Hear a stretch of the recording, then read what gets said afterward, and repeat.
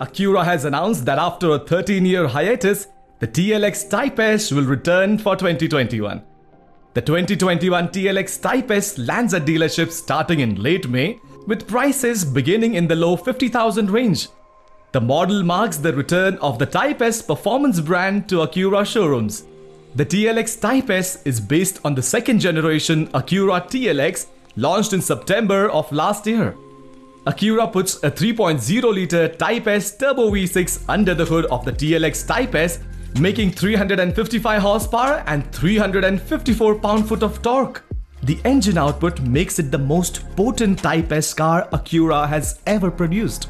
TLX Type S also features a double wishbone front suspension and Type S exclusive Sport Plus driving mode. The driving mode was engineered to provide additional performance and driver enjoyment. Type S is also equipped as standard with Acura's super handling all-wheel drive system with torque vectoring.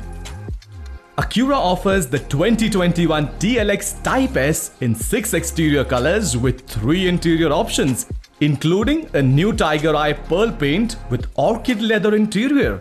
Both of those options are exclusive to the Type S.